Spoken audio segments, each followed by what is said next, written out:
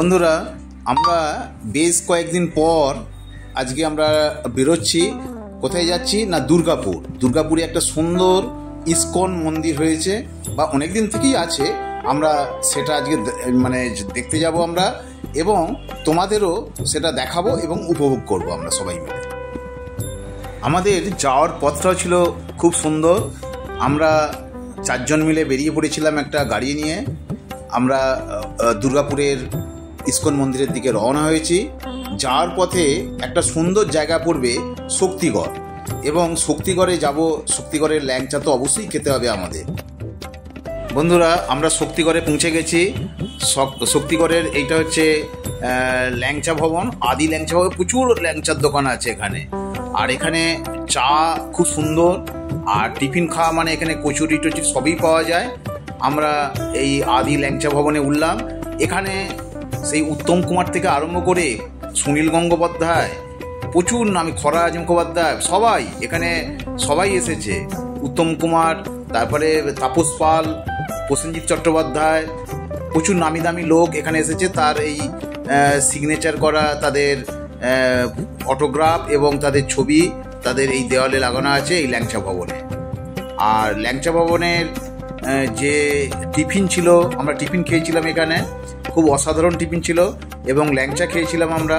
খুব সুন্দর ল্যাংচা হয়েছিল আমাদের, টেস্ট ছিল খুব সুন্দর।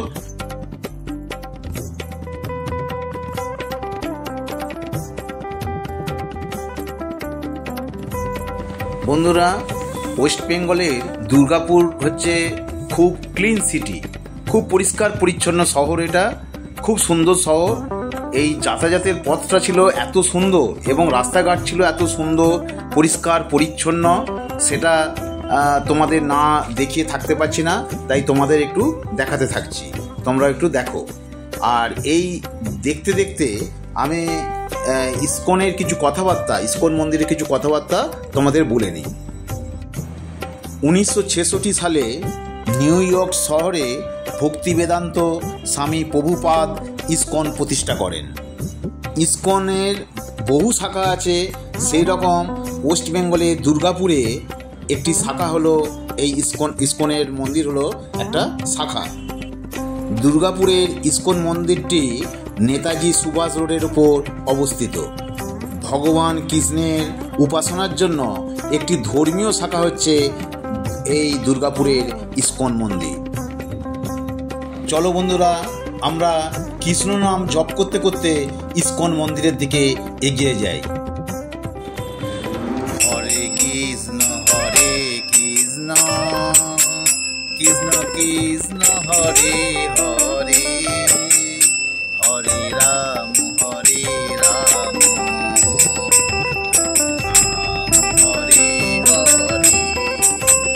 জয় নিতাই, জয় নিতাই, জয় নিতাই।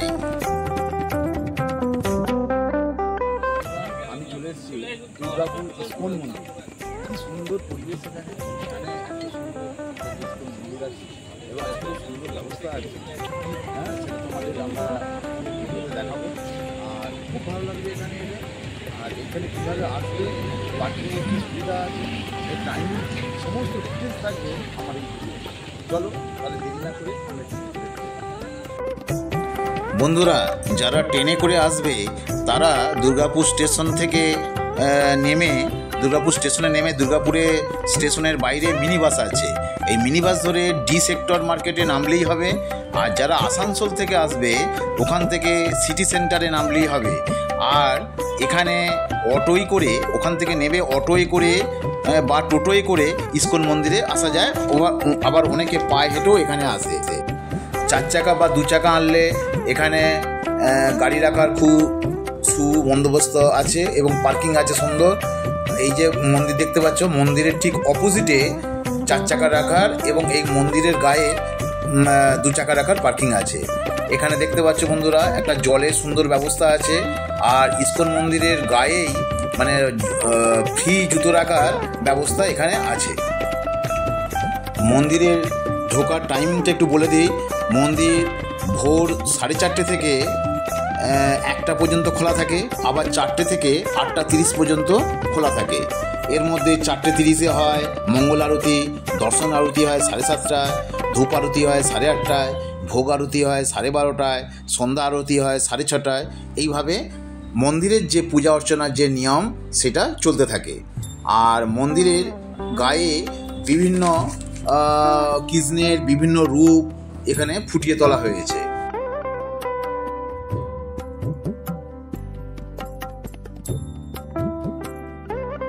বন্ধুরা, এখানে প্রসাদের ব্যবস্থা আছে। তোমরা যদি প্রসাদ খেতে চাও তাহলে অবশ্যই 12টার মধ্যে তোমরা কুপন কেটে নেবে। আর প্রসাদের মূল্য হচ্ছে 100 টাকা ও 250 টাকা। 100 টাকাটা হচ্ছে নিচে বসে তোমাদের খেতে হবে, আর 250 টাকাটা হচ্ছে তোমরা উপরে এসি রুমের মধ্যে 12 রকম ব্যঞ্জন সহ তোমরা প্রসাদ পাবে। একটু বলে নিই, এখানে একটা সুন্দর লাইব্রেরি আছে, তোমরা বিভিন্ন ধর্মগ্রন্থ কিনতে পারো। আর এখানে একটি ভালো স্টল আছে, এখান থেকে তোমরা পূজার সামগ্রী বিভিন্ন কিনতে পারো। আর এই মন্দিরের ভেতরটা এত সুন্দর, তোমাদের দেখাই, কথা না বলে তোমাদের মন্দিরের পুরো অংশটা তোমাদের দেখাতে থাকি, তোমরাও দেখতে থাকো এবং উপভোগ করো।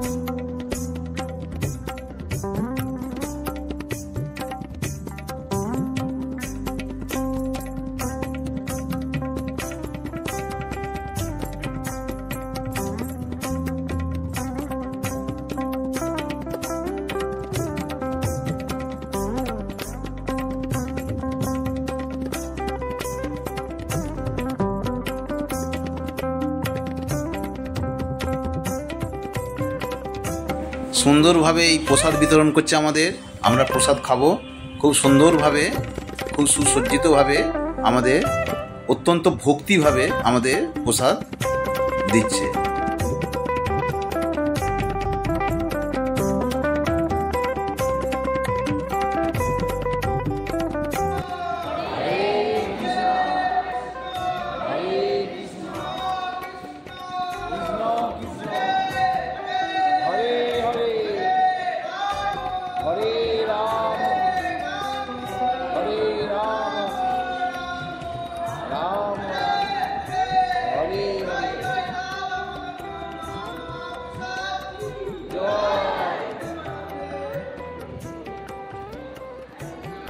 এই আমাদের পাতে প্রসাদ পড়ে গেছে, এই অন্ন আরও অন্যান্য তরকারি।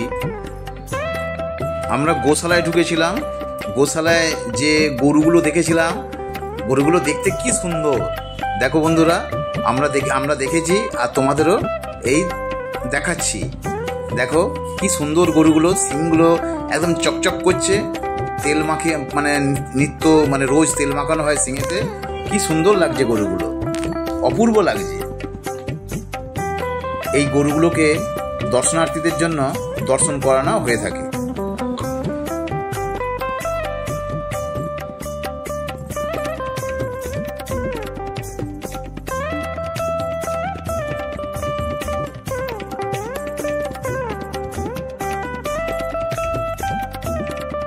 এখানে গেস্ট হাউসেরও ব্যবস্থা আছে, আমরা যেহেতু অনেক দূর থেকে গিয়েছিলাম, আমরা এখানকার এক প্রভুকে আমরা বলেছিলাম আমাদের একটু রেস্ট নেওয়ার জন্য একটা গেস্ট হাউসের ব্যবস্থা করে দিন। তাই আমাদের এই গেস্ট হাউসের 1 নম্বর গেস্ট হাউসের ব্যবস্থা করে দিয়েছিল। খুব সুন্দর গেস্ট হাউস, মানে আমরা খুব গরমের সময় গিয়েছিলাম কিন্তু এসি ছিল না, কিন্তু মনে হয় না যে এখানে এসি নেই। খুব সুন্দর ব্যবস্থা ছিল এখানে। গেস্ট হাউসে আমরা সারাদিন ছিলাম, তবে গেস্ট হাউসের জন্য কোনো রকম পয়সা পে করতে হয় না, আমরা কিছু ডোনেশন দিয়ে এসেছিলাম। যাই হোক বন্ধুরা, এই দুর্গাপুরে ইসকন মন্দির খুব সুন্দর, এদের যে ব্যবস্থাপনা অত্যন্ত সুন্দর। তোমরা যদি সুযোগ সন্ধান পাও তাহলে অবশ্যই ঘুরে চলে আসবে। আর যারা দুর্গাপুরের আশেপাশে অঞ্চলে থাকো তারা অবশ্যই এই দুর্গাপুরের ইসকনের মন্দিরে তোমরা ঘুরে যেও। আর যদি সম্ভব হয় তোমরা ভেতরে প্রসাদ খেয়েও খুব ভালো লাগবে। বন্ধুরা, আজকের উপস্থাপনা এখানেই শেষ করছি। যদি তোমাদের ভিডিওটা ভালো লাগে তাহলে অবশ্যই লাইক, শেয়ার ও সাবস্ক্রাইব করে দিও। আর ভিডিওটা কেমন লাগলো অবশ্যই কমেন্ট করে জানাবে। ধন্যবাদ বন্ধুরা।